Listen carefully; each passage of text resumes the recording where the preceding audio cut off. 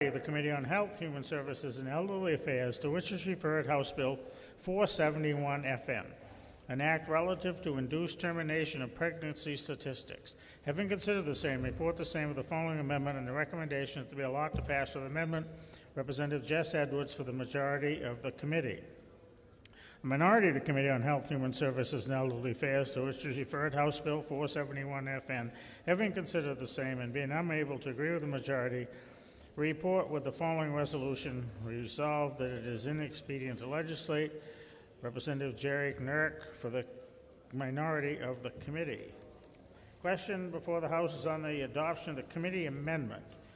Majority Committee Amendment number 2444H in House Record 52 on page 42. Are you ready for the question on the adoption of the committee amendment? All those in favor say aye. Aye.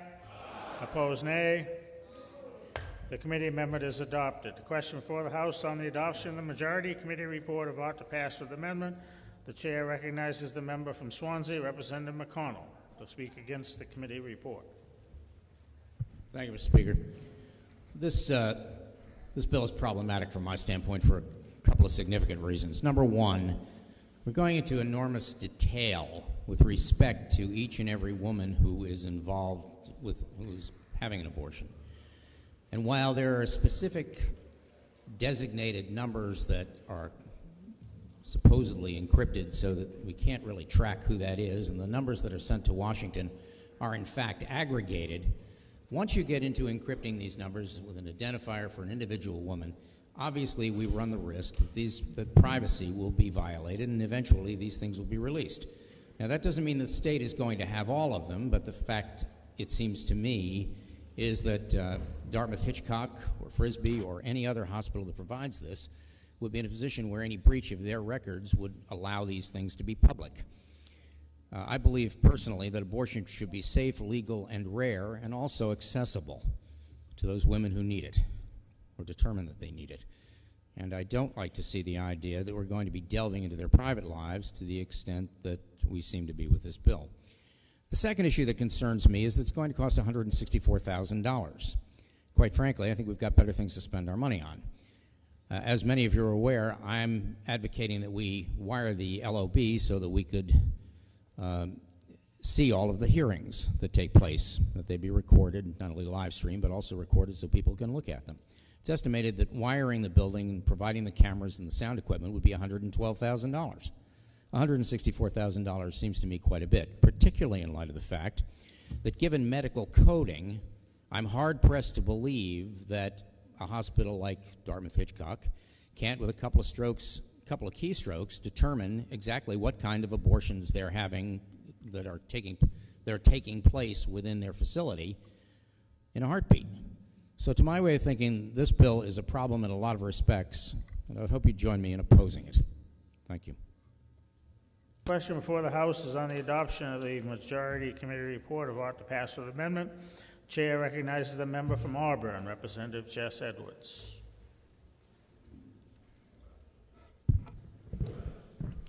Thank you, Mr. Chair. Thank you, Mr. Speaker. I rise today to explain to you what 471 does and help parse out for you some of the things that it does not do.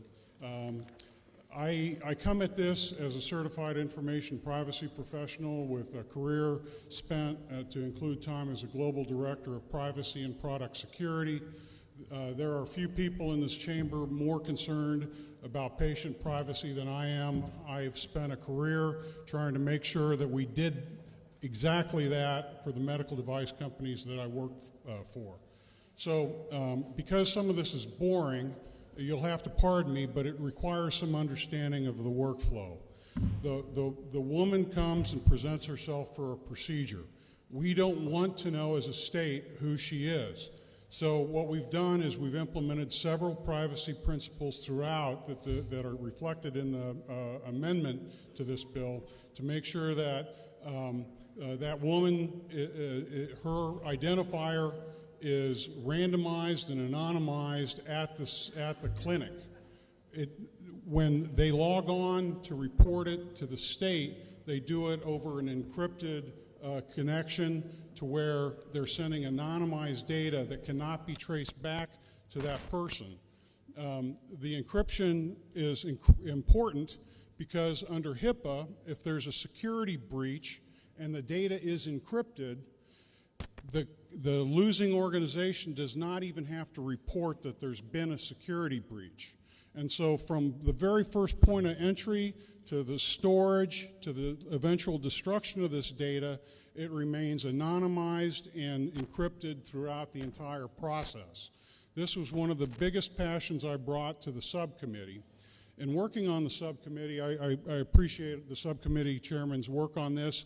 I also appreciate that we had a couple very strong members of the Blue Team who worked with us to make sure that from a technical perspective, we were making sure that the patient's data, the provider's data was minimized, that it was anonymized, that it was encrypted and transported, and that from a procedural perspective, we put in sunset dates for the anonymization keys to be destroyed, for the data to be destroyed. So from a privacy perspective, I want to assure you that this meets the gold standard in the industry for privacy protections. Now, what does this allow us to do? It allows us to collect, for the first time, statistics on abortion in New Hampshire. Since 1969, Archies and Sugar in the heat of the Vietnam War, this data has been voluntarily provided to the Centers for Disease Control. There are 52 reporting entities, 49 of them voluntarily comply with this. The ones that do not include California, Maryland, and us. We're not doing anything radical. I'm not saying because everyone is jumping off the cliff, we should jump off the cliff. I'm just saying that this is not particularly controversial and something I think would really go on the consent calendar if we were talking about any other procedure but it being abortion. Our public health professionals want this data. DHHS has come to us. We've only got 8 elements: the patient's age, the anonymized identifier for the person, the anonymized ID for the provider, so even the providers are confidential, the age of the fetus, whether or not contraception was used, the location that the woman was from. Because we don't want to know where the woman is from, we've said that if she lives in an area of less than 20,000 people, that data has to be aggregated and submitted in a way in which we can't figure it out. And the date of the procedure is month and year, and not even a date, because we do not want to know who the individual provider or patient is. So I would encourage you to go ahead and allow the DHHS public health officials do their job, give them the data to do the epidemiology. The CDC receives this data and they ask for it because they think policymakers can provide services to women where there's a demographic outlier or a location outlier to make sure that we have as few unintended pregnancies as the society will let us have. I consider this a pro-choice bill because we want to provide services so women have more options. One option is to avoid unintended pregnancies. And these statistics can help drive public health providers in the right direction with the right kinds of rules. Dr. Fothergill was talking to me earlier, and he wanted me to point out that the reason we need this special reporting permission is because abortions don't have the treatment codes associated with them that all other procedures have. So we're already sending massive amount of data to DHHS to analyze. Abortions are different. The only kind of code that gets associated with it is for a D&C, dilation and curtilage. I think that's the right term. And that's a procedure that can be used for more than an abortion. So even when you're looking at that data, you don't know what you're looking at. And the other procedures, medical, non-surgical procedures and the like, aren't reported at all. So yes, this is a unique reporting requirement. I ask for your support on it. It's actually far more boring than the controversy around it, and it's far more routine than people would have you believe. So, thank you. Does the member yield to questions? Yes. Representative Smith, you may inquire.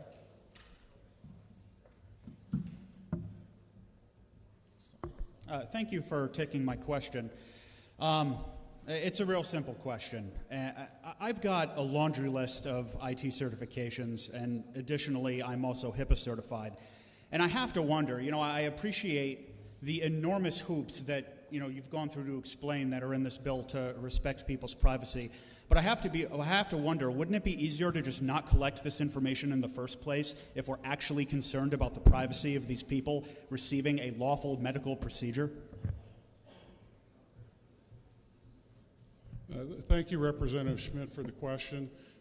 I'd say yes, I'm very concerned about the privacy of it, and that's why this workflow has been analyzed very thoroughly and very carefully, and we've applied the gold standard to it to make sure that this data is secured.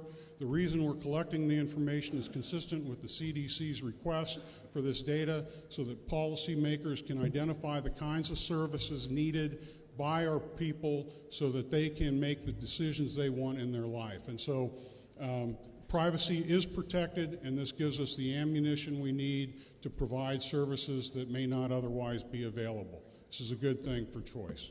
Member yield to another question? No. Member does not yield. Question before the House is on the adoption of the majority committee report of ought to pass as amended. With amendment, the chair recognizes the member from Freedom, Representative Knurr.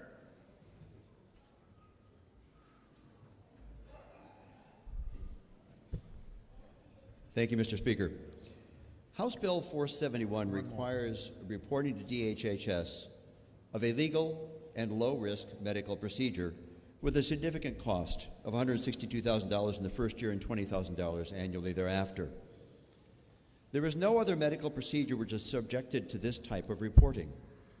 As a spine surgeon, I routinely did much more risky procedures on patients with no requirement of trying to report this to any entity. DHHS, my understanding is that in the final form, they still do not support this bill as written.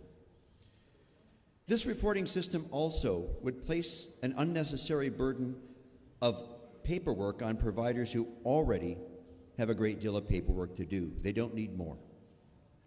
Lastly, there still are privacy concerns. While I agree with my friend from Auburn that the data stored at the Division of Vital Records will probably be secure, it's important to realize that at the provider's office or the facility office, there still will be the electronic report stored and the information linking each patient with her anonymous ID number. That will be stored for 3 years. The cybersecurity at most providers' offices is nowhere near as good as the cybersecurity at the Division of Vital Records, and this does still risk a release of confidential patient information. Please press the red button to vote no against the committee report of ought to pass with amendment. Question before the House is on the adoption of the majority committee report of ought to pass with amendment. Chair recognizes the member from Manchester, Representative Sousa.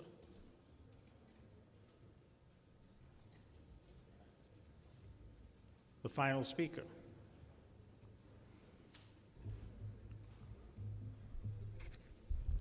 Thank you, Mr. Speaker. Thank you, ladies and gentlemen. We've heard about the tremendous amount of privacy. We just heard a comment questioning that. Every doctor knows his patient, and he keeps his records. But the records with the encrypted codes will be destroyed after a small amount of time. He'll always keep his records. That's nothing to do with this bill.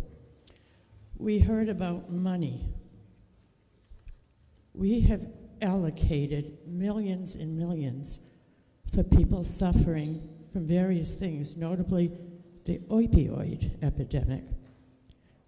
The state just gave $180,000 to bail Serenity Place out. That's an opioid place.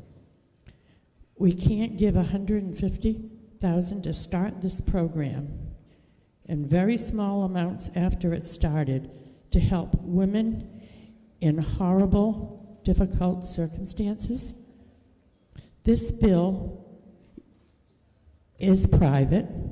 It is needed by the Centers for Disease Control for their reasons, to prevent pregnancies, to prevent complications.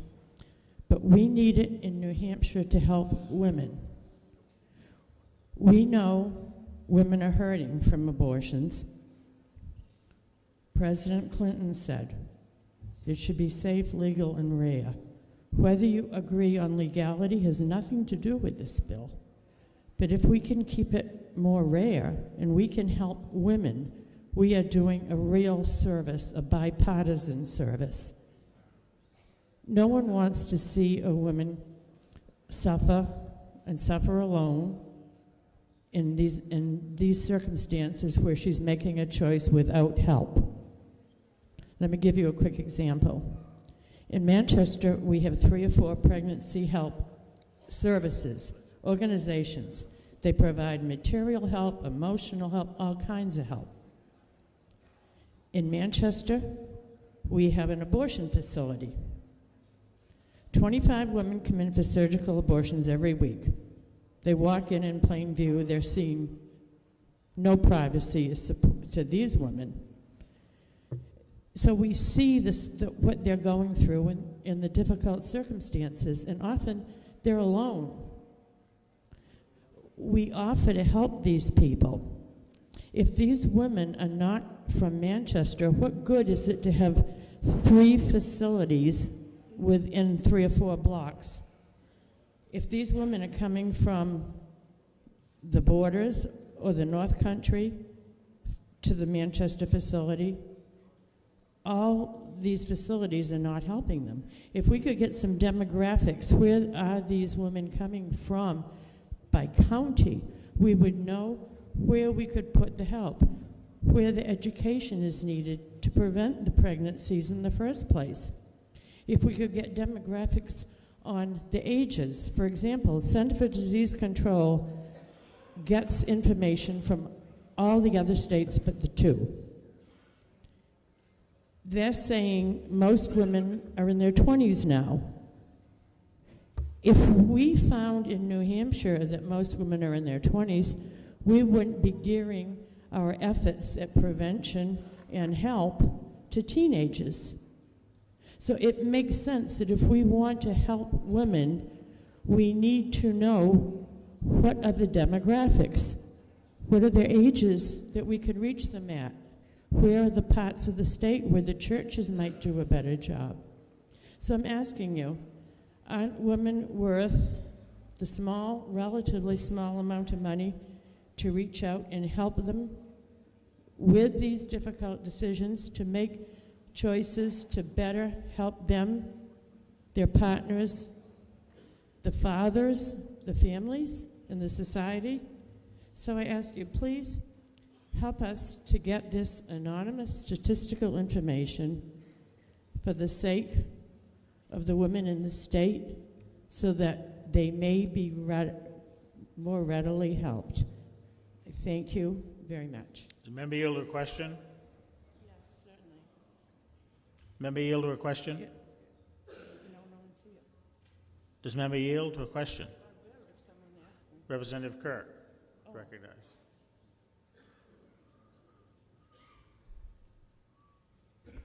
Thank you for taking the question. I appreciate the efforts that have gone into the amendment and the bill to protect patient privacy, but my question is this: since the purpose of gathering all of this data is to send it in the aggregate to the CDC, why can't we collect it in the aggregate from the various providers so we won't have to identify the individuals and run whatever risks there may be, despite the gold standard we've heard about? Because the providers won't provide it unless they have to. Thank you. Question before the House is on the adoption of the Majority Committee report. The question is on the adoption of the Majority Committee report of ought to pass with amendment. Chair recognizes Representative Messner for a parliamentary inquiry. Thank you, Mr. Speaker. Mr. Speaker, if I know that doctors perform much riskier procedures than this in the state of New Hampshire, yet this kind of data is not collected for those other types of procedures, and if I know that New Hampshire has gone above and beyond other states in protecting our privacy, yet there has been significant data breaches at the DHHS, and this kind of data collected would expose private data to the public, if I know that the state of New Hampshire has much better ways to spend their money than hundreds of thousands of dollars on this type of data collection for reasons like the raging opioid crisis that we see, then I would press the red button. Thank you.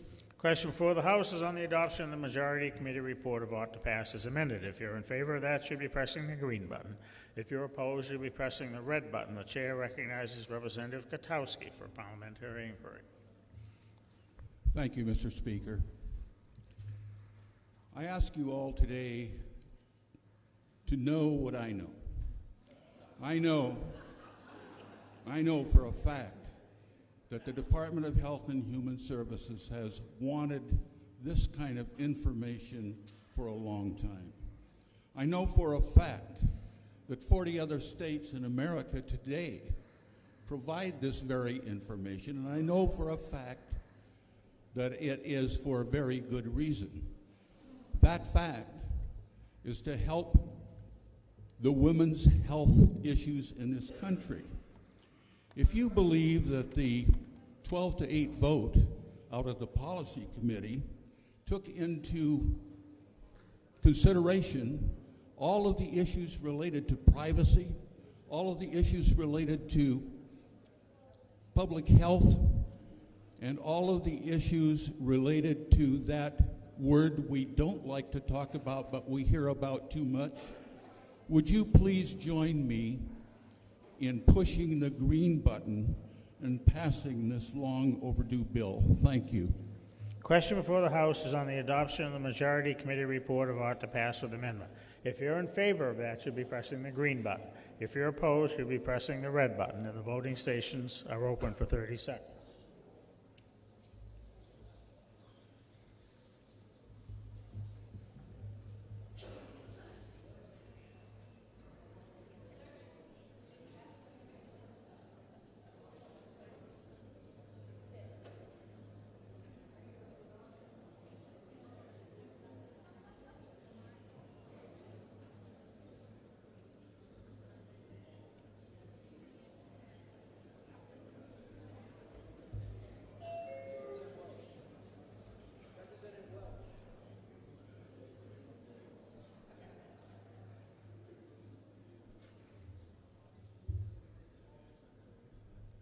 If all members voted to hear on the question on support, the House will attend to the state of the vote. 165 in the affirmative, 185 in the negative.